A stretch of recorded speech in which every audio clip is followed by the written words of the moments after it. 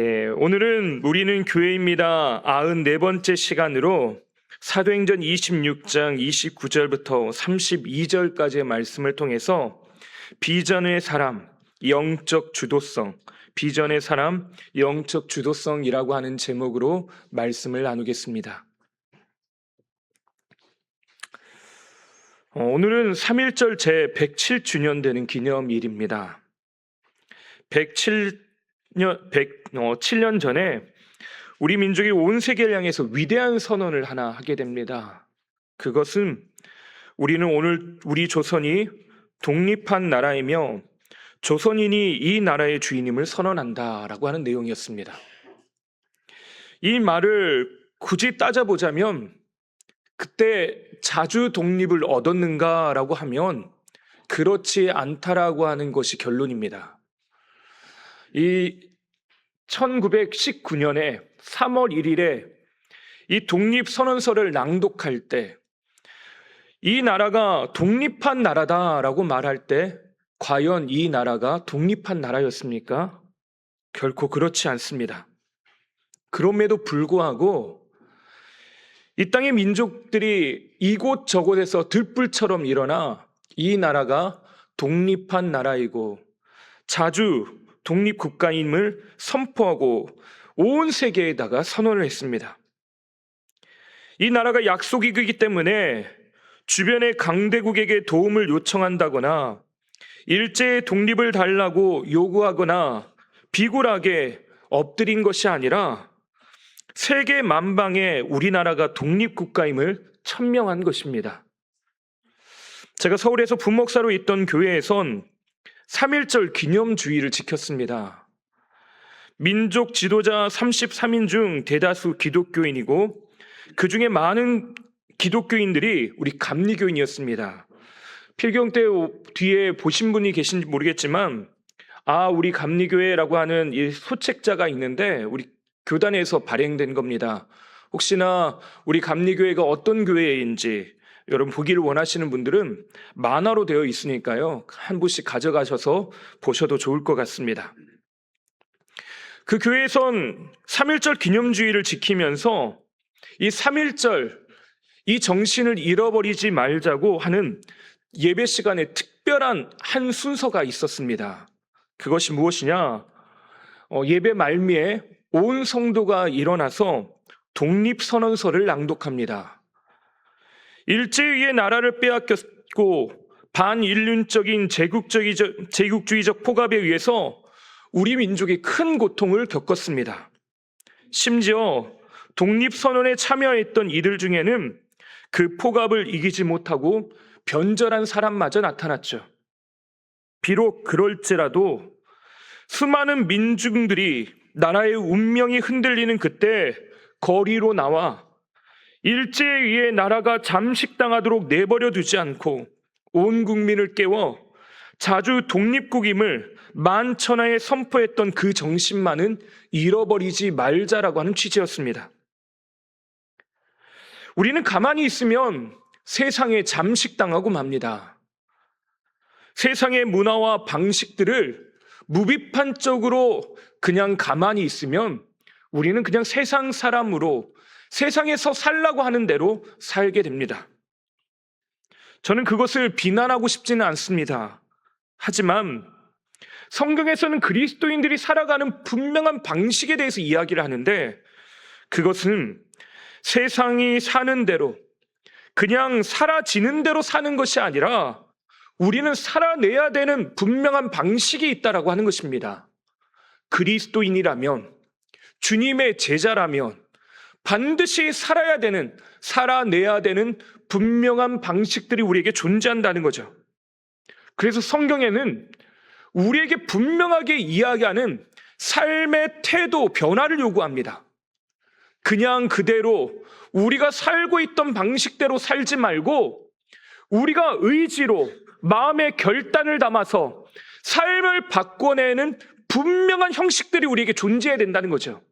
그걸 신약에 와서 뭐라고 하냐? 회개하라, 천국이 가까이 왔다라고 하는 메시지입니다. 하나님께로 돌아오라고 하는 구약의 끊임없는 메시지가 우리의 삶의 변화, 세상이 살아가라고 하는 방식대로 살지 않고 그냥 사라지는 대로 살지 않고 그 삶을 하나님의 뜻대로 사는 방식대로 말하는 것입니다. 그리고 주님께서는 주의 제자들에게 어떻게 살라고 합니까? 주의 나라와 의를 구하라. 깨어 굳건하게 서라고 우리에게 요청하시는 것입니다. 빌립보 가이사랴에서 예수님께서 제자들에게 질문하십니다. 사람들은 나를 누구라고 하느냐? 그런데 너희는 나를 누구라고 하느냐? 이 질문은 세상의 흐름 속에 잠식되지 않고 지금 세상이 뭐라고 나에 대해서 이야기하든 세상은 뭐라고 나를 따르든 그런데 너는 나를 누구라고 생각하느냐? 너의 믿음의 고백은 무엇이냐라고 우리에게 진지하게 묻고 계시는 것입니다. 우리는 계속해서 사도행전 26장에 바울의 이야기들을 살펴보고 있습니다. 바울은 억울하게 옥에 갇혀 있습니다. 지중해 연안에 있는 이 가이사랴에 거기에 구금되어서 2년 넘게 거기에서 삶을 보내고 있습니다. 심지어 총독이 바뀌는 그 순간에도 여전히 바울은 거기에 있습니다.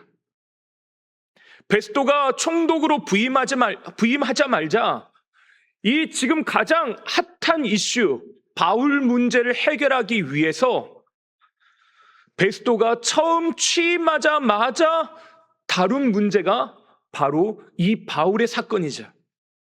그만큼 베스토에게는 정치적인 부담을 가지고 있고 이것이 유대 민족들에게는 매우 핫한 이슈였다라고 하는 겁니다.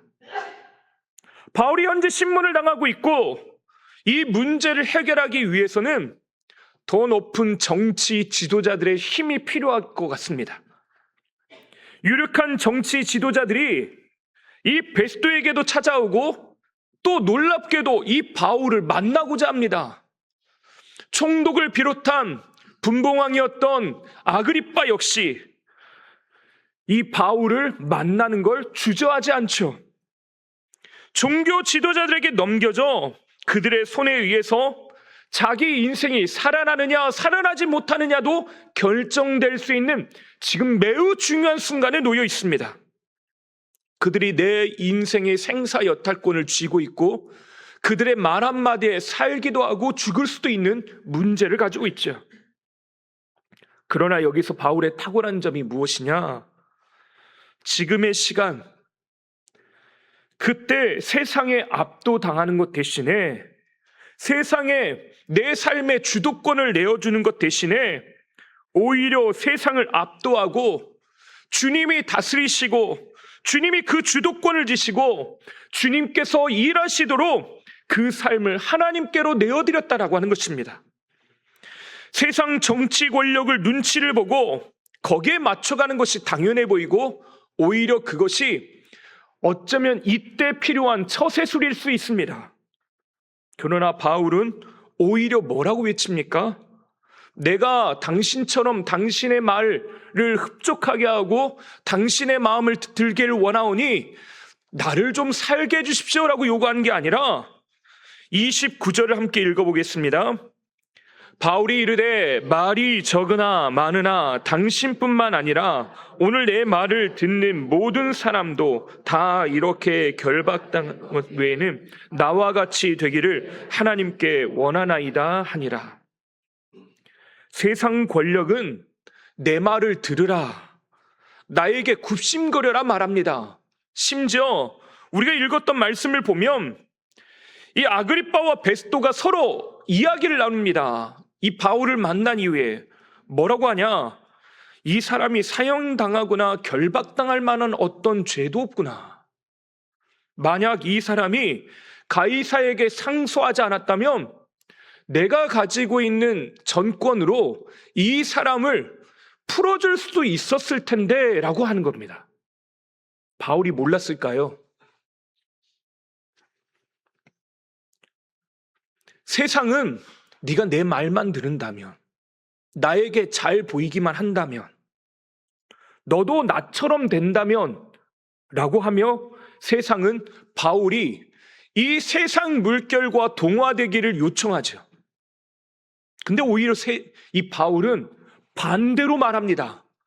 나는 당신 앞에 엎드립니다 라고 하는 것 대신에 내가 유일하게 무릎 꿇고 엎드려야 될 대상은 하나님밖에 없습니다라고 이야기하는 것입니다.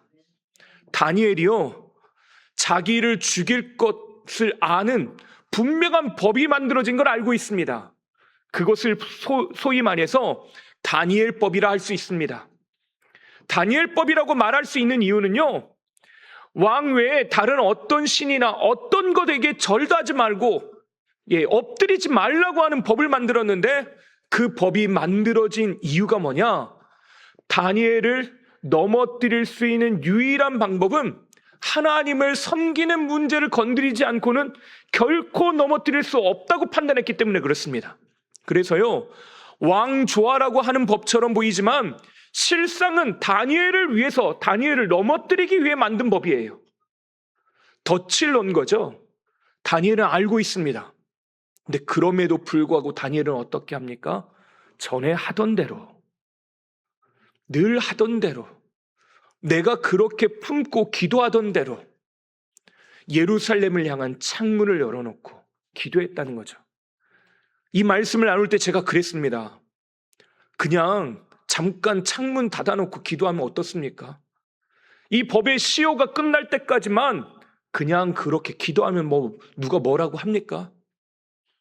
기도하는 것처럼 척하지 않고 그냥 기도 안 하는 척하면서 얼마든지 기도할 수 있지 않겠습니까? 근데 다니엘은 그렇게 하지 않습니다. 왜 그렇습니까? 내가 유일하게 무릎 꿇고 내 인생의 주도권을 쥐고 있는 분이 하나님이시고, 내가 그 하나님 앞에 세상이 흘러가는 대로 내버려 두지 않고 영적 주도성을 가지고 내가 하나님의 꿈과 하나님의 비전을 향해서 내 마음을 굳건하게 세우겠다라고 하는 분명한 방향성을 가지고 있기 때문에 그렇습니다. 우리가 세상을 살아가면서요, 세상에 압도당한다라고 하는 표현은 조금 거친 표현일 수도 있지만 세상의 물결들을 버거워하는 것들은 있습니다.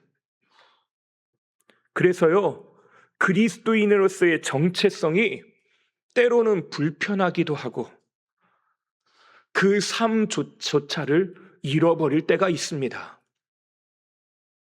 여러분, 예수님의 사람으로 살아가는 게 편합니까?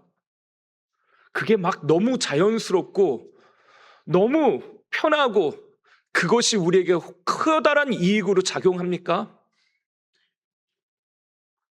우리에게 찾아오는 먹고 사는 문제, 인생의 수많은 문제 앞에서요, 내가 예수 그리스도의 사람으로, 그리스도인으로 산다라고 하는 것보다 잠깐 그 이름표 명찰을 떼놓고 내가 잠깐 세상 사람들과 별반 다를 것이 없다고 말하는 것이 오히려 더 편하게 느껴질 때가 있습니다. 근데 요한계시록에 보면 이런 말씀이 있습니다. 계시록 12장 15절 말씀 우리 함께 읽어보겠습니다. 여자의 뒤에서 뱀이 그 입으로 물을 강같이 토하여 여자를 물에 떠내려 가게 하려 하되. 여기서 뱀은 마귀를 말합니다. 바로 이 12장 앞에요, 옛뱀, 큰 용이라고 하는 존재, 곧 마귀, 사탄이라고 하는 존재라고 분명히 등장을 해요. 그래서 여기서 말하는 뱀은 마귀, 사탄을 의미하는 거죠. 그럼 여자는 어떤 존재입니까? 여자분들의 말을 잘 들어야 되긴 하는데, 여기에 나오는 여자는요, 믿는 무리들, 그리스도인, 교회를 의미합니다. 여기서 말하는 여자는 교회를 의미해요. 그러면 이 말을 그대로 다시 번역을 하면요, 교회 뒤에서 사탄이 그 입으로 물을 강같이 터하여 교회를 물에 떠내려가게 하려 하되. 그리스도인으로 다시 한번 바꿔서 읽어볼까요? 그리스도인 뒤에서 사탄이 그 입으로 물을 강같이 토하여 그리스도인을 물에 떠내려가게 하려 하되. 지금 어떤 상태라는 겁니까? 사탄이요, 그 입에서 물을 강같이, 어마어마한 폭포 같은 물을 쏟아낸답니다. 근데 그 물은 어떤 물이냐? 쓸려 내려가게 하는 홍수와 같은 물이랍니다. 살려내는 물이 아니라요, 죽이는 물이라는 거죠. 근데 이 물이 어떻게 한다고요? 교회와 그리스도인들을 그 물에 잠식당하여 떠내려가게 만들더라는 것입니다. 세상은 교회가, 그리스도인이 세상의 물결에 휩쓸려 떠내려가게 만듭니다. 가만히 있으면 어떻게 되는 겁니까? 내가 어찌하지 못하고 힘도 쓰지 못한 채 그냥 세상에 잠식당하고 세상에 휩쓸려 떠내려가더라는 거예요. 영적 주도권을 사탄에게 빼앗길 수도 있음을 말하고 있는 겁니다. 그래서 로마서에서는 분명하게 우리에게 이렇게 이야기합니다. 로마서 12장 2절 말씀 함께 읽어보겠습니다. 너희는 이 세대를 본받지 말고 오직 마음을 새롭게 함으로 변화를 받아 하나님의 선하시고 기뻐하시고 온전하신 뜻이 무엇인지 분별하도록 하라. 이 세대를 본받지 말고, 그걸 분별해 내래요. 세상의 물결이 어떻게 우리를 향해서 쏟아져 내려오는지 그걸 분별해 내랍니다. 아무렇게나 휩쓸려 가지 말고 오히려 세상의 물결을 거슬러 올라가 영적 주도권을 가지고 세상을 어떻게 하려고요? 오히려 변화시키랍니다. 세상에 잠식당하는 것 대신에, 세상에 압도당하는 것 대신에 오히려 세상을 변화시키는 사람이 되라고 하는 거죠. 이것이 바울이 가진 오늘 우리를 향한 소원입니다. 오늘 내 말을 듣는 모든 사람도 다 이렇게 결박된 것 외에는 나와 같이 되기를 하나님께 원하나이다. 우리 모두가 하나님을 따라가고 주 예수 그리스도께 우리의 주도권을 내어드리고 그 주님이 우리의 주인 되시고 우리가 전부 되심을 믿음으로 고백하면서 영적 주도권들을 놓치지 않으며 살아가는 것, 그것을 우리에게 요구하고 있는 겁니다. 성경은 그래서 그냥 사라지는 대로 살아가는 인생이 아니라 세상의 분명한 목적과 방향성, 하나님께서 우리에게 살라고 하는 그 뜻대로 살라고 요구하고 있습니다. 우리 감리교 웨슬리 목사님 시대에 웨슬리 목사님과 함께 했던 신앙의 여러 동지들이 있습니다. 그 중에 유명한 사람이 한 사람 있는데 영국의 조지 휘필드입니다. 이 감리교 운동을 일으킬 때 이 조지 휘필드는 같은 신앙의 동지로서의 역할들을 감당합니다. 이 휘필드가 이런 말을 남깁니다. 하나님의 사람은 녹이 슬어 없어지는 인생이 아니라 하나님의 손에 닿아 없어지는 인생이 되어야 한다. 가만히 있으면 철은 어떻게 됩니까? 녹이 슬어요. 근데 녹이 슬어서 자연히 그것이 사라지는 그런 인생, 소멸되는 인생이 되지 말고 어떻게 되자고요? 하나님의 뜻을 향해, 주님의 나라를 향해 열심히 살아내다가 닳아 없어지는 인생이 오히려 더 복되다는 것입니다. 세상에 소중하지 않은 삶이 어디 있겠습니까? 하찮거나 아무것도 아닌 인생은 이 세상에 존재하지 않습니다. 단언코 모든 인생은 하나님 앞에 존귀합니다. 때로는 우리가 아무것도 할 수 없는 상태, 일어날 힘조차 없는 상태가 있을 때가 있습니다. 근데 그때도 하나님은 우리를 존귀 여기십니다. 지치고 실패하고 낙심하고 내가 어찌할 수 없는 문제들 앞에서 봉착하여 전혀 일어날 힘조차 없는 상태에 있을 때가 분명히 있습니다. 눈물만 나고 억울하고 고통스럽고 울부짖고 아파하고 모든 삶이 막혀있는 것 같은 답답한 삶이 우리에게 존재합니다. 그럴 때가 우리에게 있어요. 그런 상황에 아무리 훌륭한 그리스도인이라도요, 지금 내가 살아가는 위치, 나의 정체성, 어떻게 살아가야 될지 방향을 잃어버릴 때가 있습니다. 그래서 봉사는 물론이요, 기도하는 것도 버겁고 예배도 힘겹고 모든 것이 부담스러운 이 신앙의 슬럼프가 찾아올 때가 누구나 있습니다. 분명히 그럴 수 있어요. 주님은 그런 우리가 연약한 존재인 걸 알고 계십니다. 주님은 긍휼히 여기셔요. 지쳐서 죽을 것처럼 힘들다고 말했던 사람들 중에 그 능력으로 가득한 엘리야라고 하는 사람도 있습니다. 엘리야가 로뎀나무에 머리를 박고 주님 힘들어요. 내가 죽을 것처럼 너무 힘듭니다. 그렇게 고통 중에 울부짖습니다.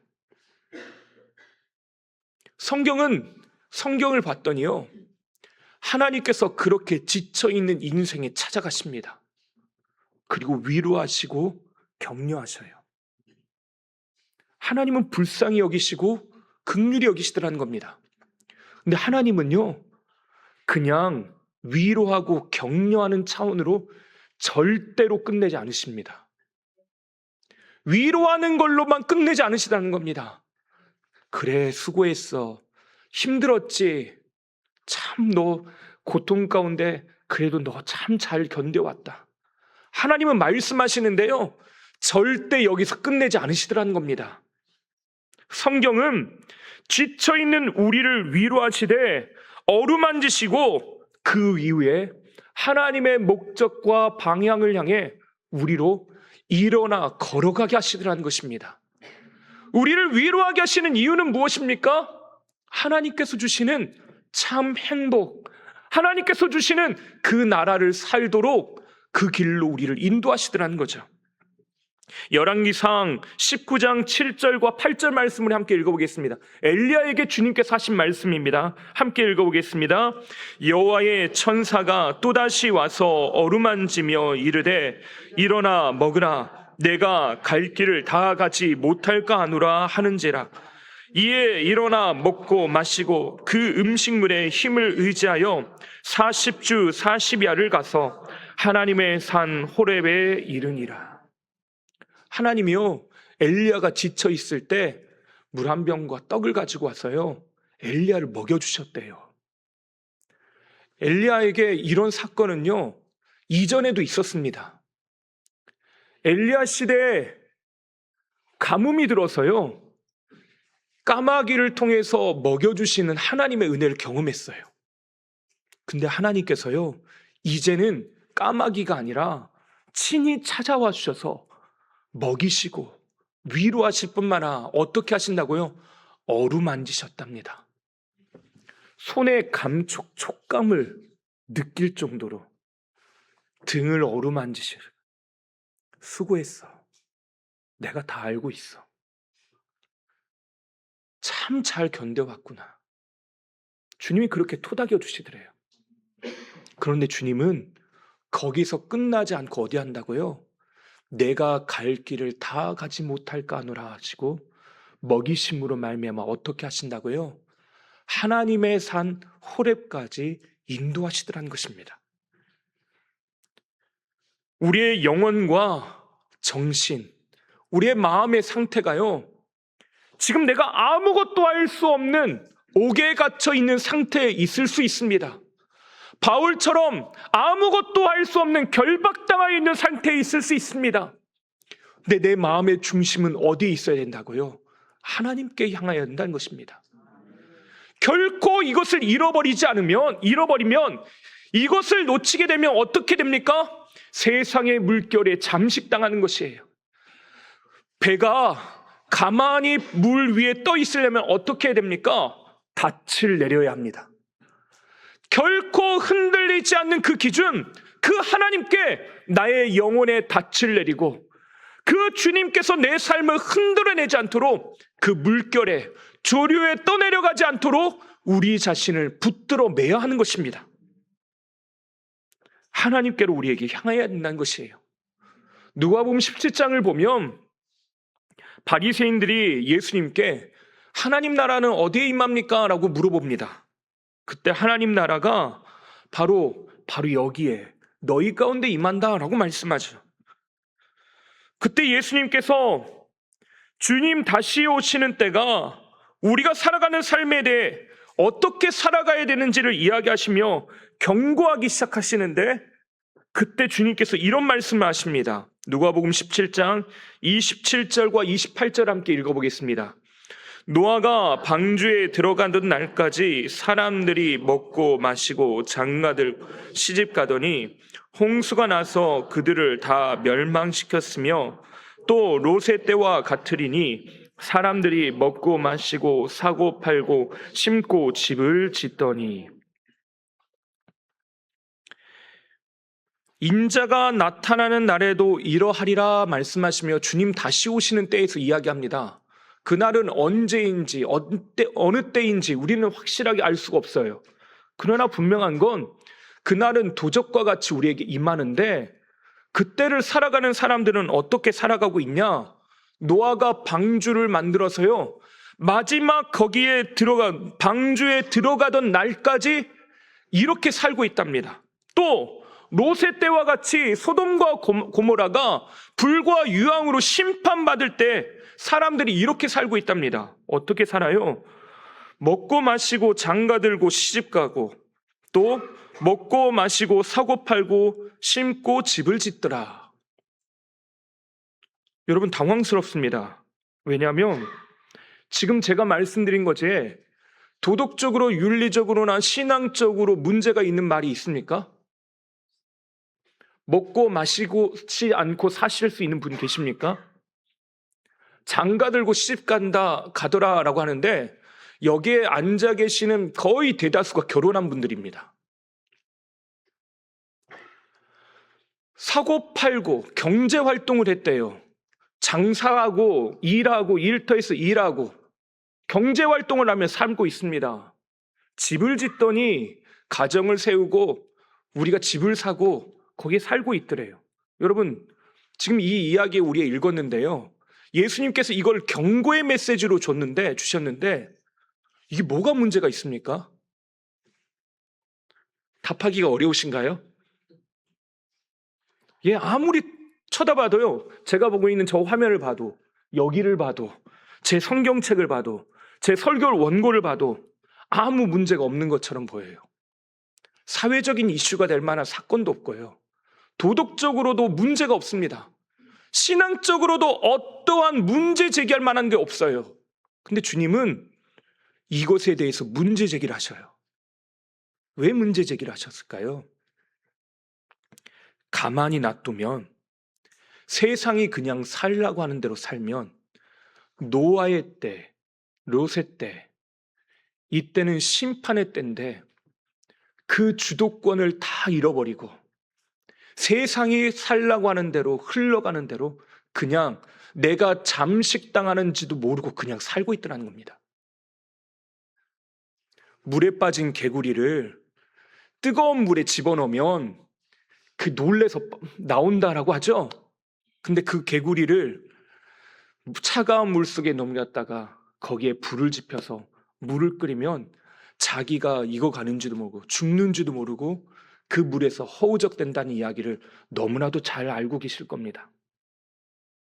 지금 27절과 28절의 이야기가 바로 그거예요. 아무 문제 없구나. 나에게 아무 일도 문제될 게 없구나. 그냥 그렇게 삽니다. 당연히 그렇게 살아요.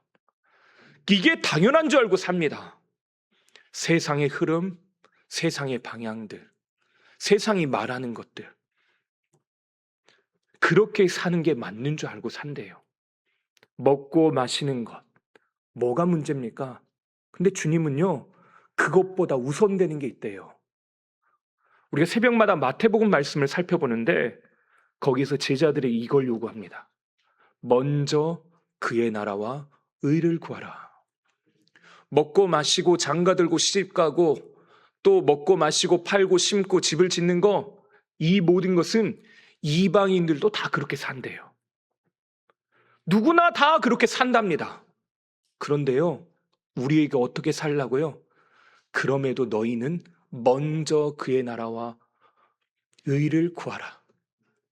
그리하면 이 모든 거, 먹고 마시고 장가들고 시집가고 먹고 마시고 사고 팔고 심고 집을 짓는 것, 이 모든 것을 너희에게 더하시리라.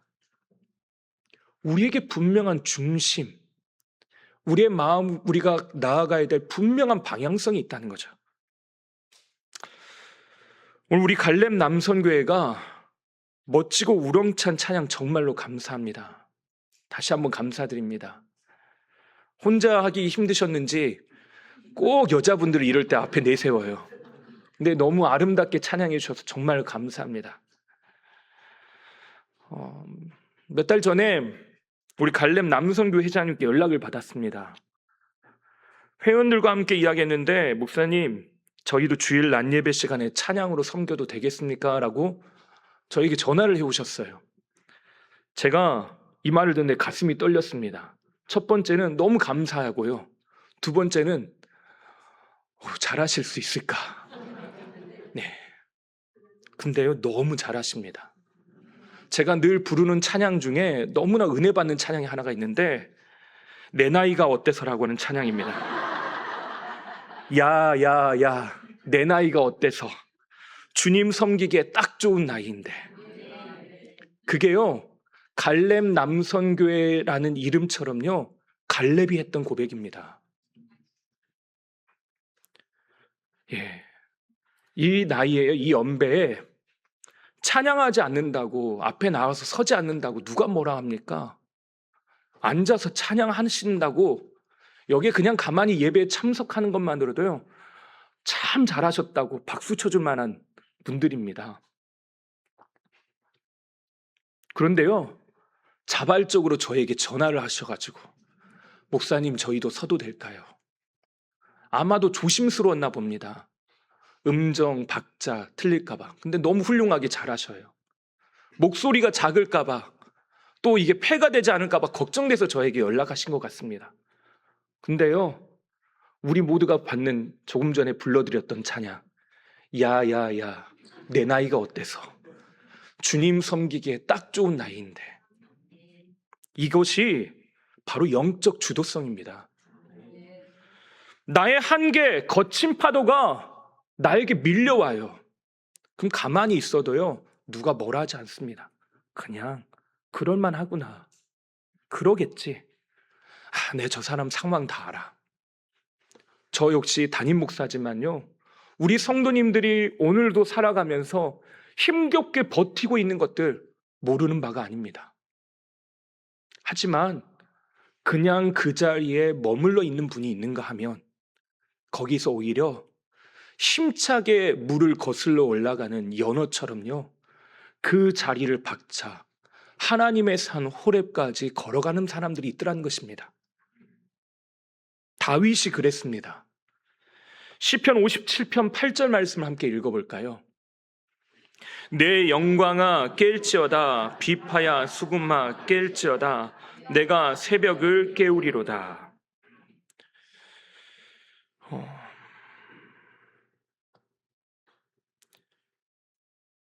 이 말씀에서 제가 은혜를 받는 말씀은요, 내가 새벽을 깨우리로다 라고 하는 말입니다. 오늘 저녁에도 이와 관련된 말씀을 조금 더 드리려고 하는데, 다윗은 엄청난 이야기를 하고 있습니다. 왜 그러냐?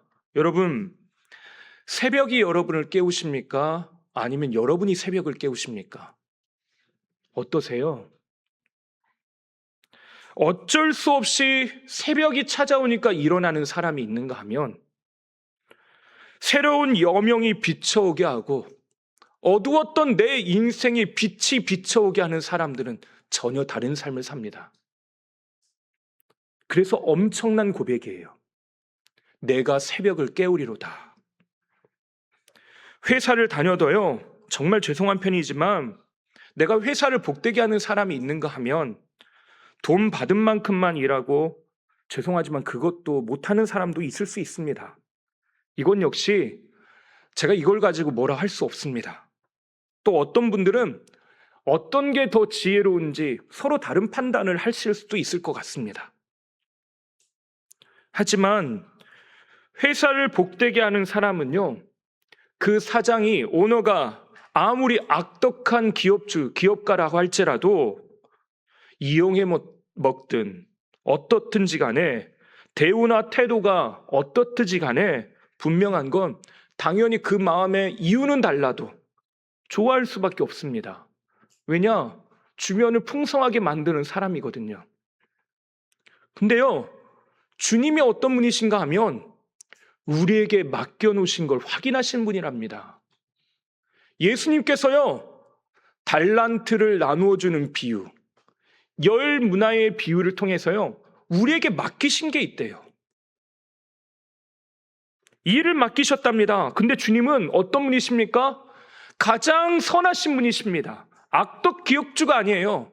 1달란트 받은 사람이 주인을 뭐라고 하냐요? 당신은 악덕 기업주여서 나에게 내가 심지도 않은 것들을 당신은 다 뽑아먹으려고 하지 않습니까? 라고 합니다. 그러면 너가 땅에다가 묻어둘 게 아니라 은행에다가 맡겨놓고 이자 수익이라도 받아와야 되지 않냐? 라고 이야기를 해요. 근데 주님은 그런 분이 아니시죠. 주님은 어떤 분이십니까?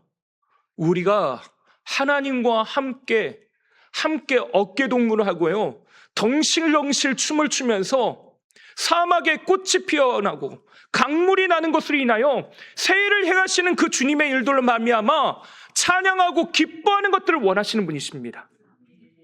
이 세상이 마르고 아무것도 이루어지지 않는 그때 주님께서 베푸시는 그 잔치에 참여하고, 잘하였다 착하고 충성된 종아, 잘했어, 참 수고했어, 내가 준비한 이 잔치에서 우리 함께 기뻐하자라고 말씀하시는 분이 우리 하나님이시라는 겁니다. 이런 사람이 어떤 사람입니까? 지금 내 주어진 삶을 불평과 불만으로 끝내버리지 않고 오히려 거기에 하나님 나라가 임하게 하는 영적 주도성을 가진 사람이라고 하는 거죠.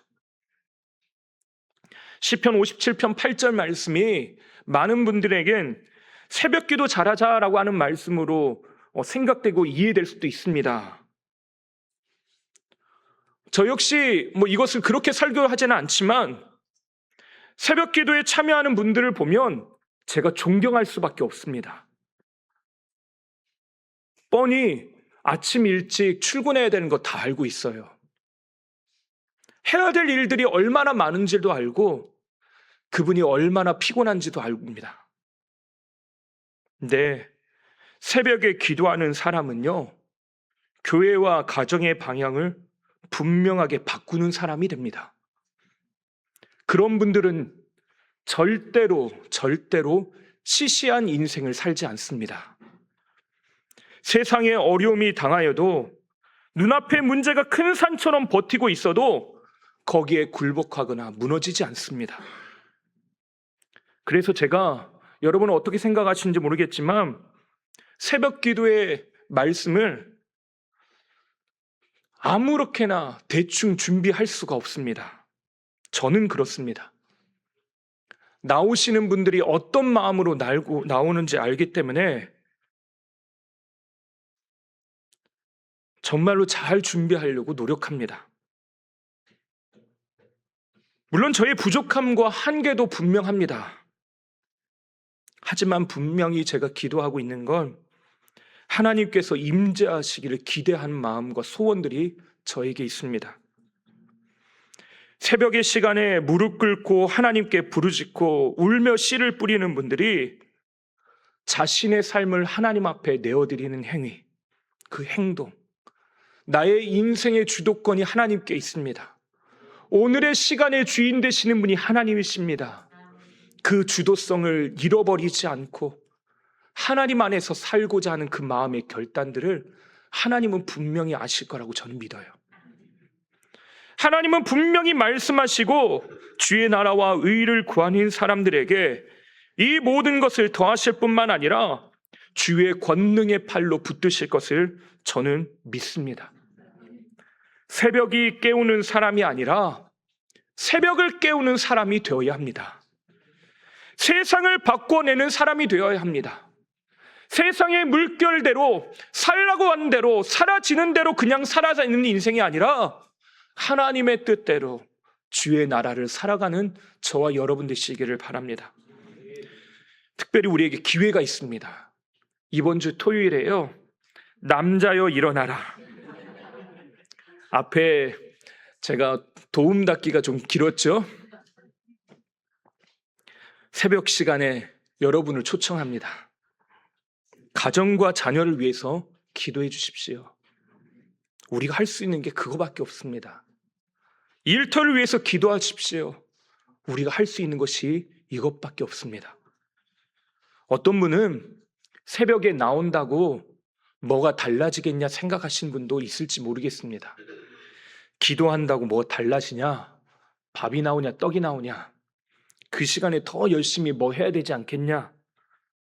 근데 바울은요, 지금 우리가 생각하는 영적인 세계에 대해서 분명히 아는 사람입니다. 그래서 26장 26절에 이렇게 말합니다. 왕께서는, 우리 함께 읽어볼까요? 왕께서는 이 일을 아시기로 내가 왕께 담대히 말하노니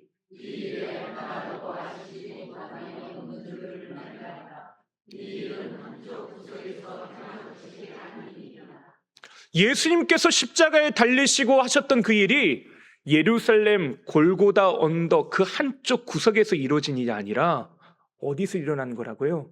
한쪽 구석에서 일어난 게 아니라 온 우주적인 일이고 세계 곳곳에서 일어나는 일이고 이 일들이 일어났는데 당신도 나처럼 이 일을 경험하고 그 삶을 살기를 바란다고 요구하고 있는 거예요. 하나님은 일은요, 한쪽 구석에서 아무렇게나 하찮게 일어나는 일은 절대로 없습니다. 잠깐 나와 기도하고 하나님 앞에 영적 주도권을 내어드리고 그 주도성을 가지고 세상의 물결을 거슬러 나아가는 그 일들은요, 아무것도 아닌 일이 아니라 우주를 바꿔내는, 우주를 대변혁시키는 놀라운 엄청난 사건임을 여러분 믿으시길 바랍니다. 하나님은 하나님 나라를 이루고 하늘 보좌를 움직이는 대변혁의 시간이라고 분명하게 약속하고 계십니다. 아직 캄캄한 밤인데 내가 말한다고 새벽에 온 겁니까? 다 그렇게 생각하지 않아요. 다윗이 새벽을 깨우리로다 말한다고 새벽에 온 거라고 생각합니까? 아니에요. 근데 다윗은 분명하게 믿습니다. 내가 새벽의 여명의 빛이 지금 이 자리에 비춰오라고 내가 선언하고 선포했기 때문에 임하였다고 믿는 것이에요. 우리도 그걸 믿는 사람이라는 겁니다. 세상은 우리에게 사라지는 대로 그냥 살라고 말하지만 그리스도인은 절대 그렇게 사는 사람이 아니라는 겁니다. 재정이 나를 힘겹게 만들고 삶이 나를 곤고하게 만들 때 오히려 그것을 변화시키는 믿음의 사람들 되시기를 바랍니다. 영적 주도권을 가지고 영적 주도성을 가진 비전의 사람으로 하나님 앞에 굳건하게 서시는 저와 여러분 되시기를 주님의 이름으로 축원합니다. 기도하겠습니다. 하나님 아버지, 오늘 믿음으로 하나님 앞에 나아갑니다.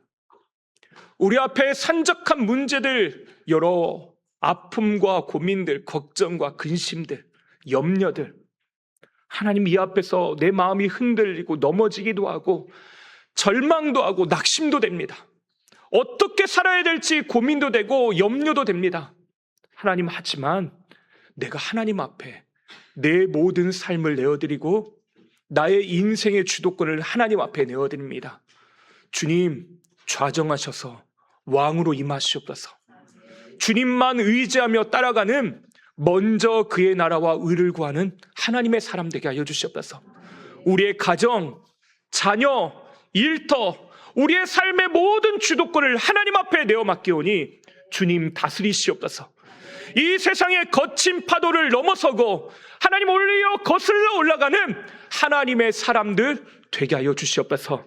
이 시간 하나님께서 우리를 붙들어 주시고 주의 권능의 팔로 이끌어 주실 것을 믿사오며 예수님의 이름으로 기도하옵나이다. 아멘.